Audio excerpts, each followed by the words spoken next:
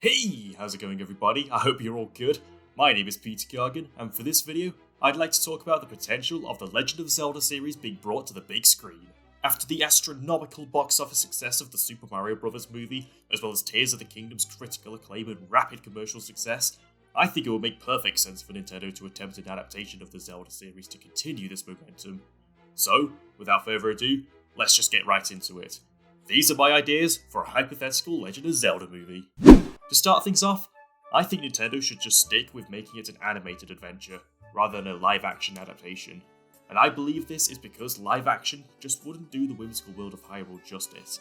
Nothing against it, but animation as a medium is so much more versatile, and it would be a bit jarring to have a realistic Link interacting with all sorts of weird and wonderful characters and creatures that are difficult to portray in live-action. The alternative being heavy reliance on CGI, which I've also found to be pretty distracting in many of today's blockbusters, so I think it would be better to stay consistent by animating them. Next up, should they straight up base the story around a specific game? I feel like there's potentially telling a completely original story that becomes part of the overarching timeline, alongside the existing games, as it means longtime fans have new lore details to latch onto, rather than retreading familiar ground while also maintaining certain conventions that feel true to what the Zelda series is all about.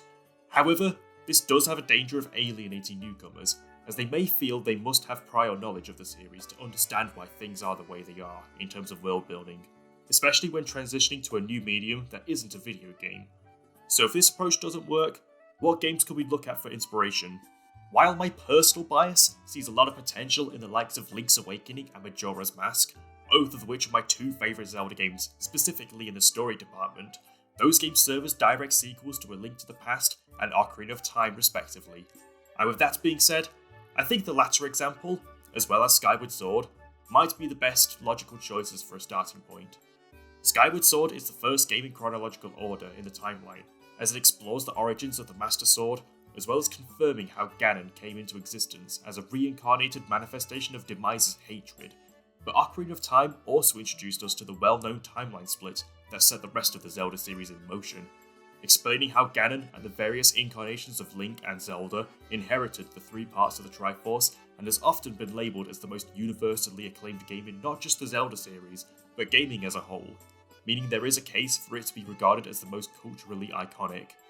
The recent successes of Breath of the Wild and Tears of the Kingdom could also be great choices to capitalise on the momentum these games have created, so Nintendo was spoilt for choice on deciding what specific games they could adapt.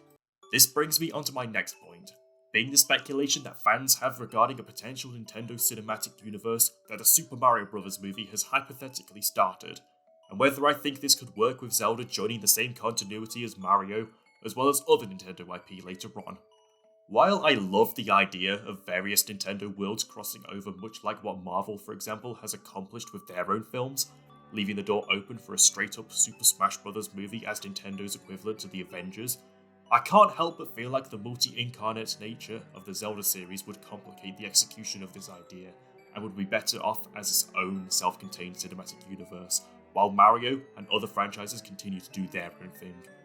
Having the same Link being featured across various films, both standalone and crossover, could probably do injustice to the whole appeal of there being different Links across various points in history, and I would much prefer to have various adaptations of the Zelda games featuring a different Link in each one, much like the games, as a lot of the excitement comes from seeing what each new Link brings to the table, thanks to the variety of mechanics introduced in each game, especially considering how there are various loose connections between the games to string it all together into a cohesive universe. For example, the excitement of a Four Swords movie can come from Link splitting into four of himself and seeing how he navigates this newfound ability, while Majora's Mask could generate a lot of hype from the eventual spectacle of the almighty fierce deity Link, meaning that each new movie would have a unique hook each time. Heck, maybe there's even potential to get an equivalent of Spider-Man Into the Spider-Verse, where the various Links meet up as a result of some multiversal time travel shenanigans. That would be pretty cool to see, especially considering how Hyrule Warriors technically already did something similar. With that being said, it could work if a specific Link is the only one that is alive at the same time as Mario, while establishing that other depictions of him are disconnected chronologically,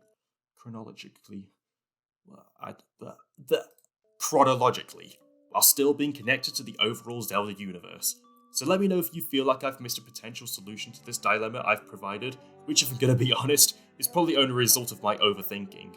I'm probably making this more complicated than it needs to be, just thought it was an interesting idea to address. One of the most challenging aspects of adapting the Zelda series into a movie could be the characterization of the main man Link himself. After all, he has pretty much been a silent protagonist with a couple of notable exceptions, uttering a few grunts here and there, the occasional meow, and provides a mostly stoic energy that allows the player to project themselves onto him, leaving his personality up to the imagination of the player for the most part. So naturally, it may take time to become accustomed to hearing him speak in full sentences. As long as he doesn't take after the animated series from the 80s, I think we should be good. Zelda! Link! Oh boy, smooching time! Ah! Oh! Yikes. Moving on. Despite not talking much outside of the manga, Link has demonstrated to be quite expressive, and you can tell what he is thinking based on his reactions to situations. So I'd argue that it is possible to pull off a likeable personality that we can root for and relate to, as long as he represents the virtues of heroism while also giving hints of his goofier side. I'm eager to see what can be done with it in a cinematic format. Zelda and Ganondorf also have a variety of characterizations to draw from, and seeing as their positions in the franchise are arguably just as important as Link's, getting that balance in a movie is crucial in representing the balance of the Triforces of power, wisdom and courage. So I would very much like to see the trio get equal screen time and development as achievable as possible. For example, we could loosely borrow from Ganondorf's monologue leading up to his Wind Waker fight, as it fleshed out his intentions of wanting to give the Gerudo a prosperous home, while also depicting his chessmaster levels of puppetry we see in Ocarina of Time. While Zelda's adventurous and down-to-earth aspects we see in Spirit Tracks combined with her tenacity and leadership in Twilight Princess are emphasised to make her relationship with Link believable, which can work in both romantic and platonic contexts, depending on your stance on whether you ship the two. And of course, a big part of what makes Hyrule an immersive world is the countless larger-than-life characters that Link encounters along the way. Whether that be the wannabe fairy man-child Tingle, the mysterious and unpredictable happy mask salesman, the sweet and ambitious Marin, and so on. These side characters have the potential to shape Link's growth throughout the journey, and it would be a shame if they ended up being underutilized. And this may serve as an argument to make a case as to why the episodic series format used in small screen television or streaming platforms like Netflix may suit the franchise better than a feature-length movie, as it creates more opportunities to explore these characters in further depth, much like how the side quests in the games flesh them out, rather than being one-note gags that became insignificant to the overall plot and pushed aside minutes later in favour of the grander narrative at hand.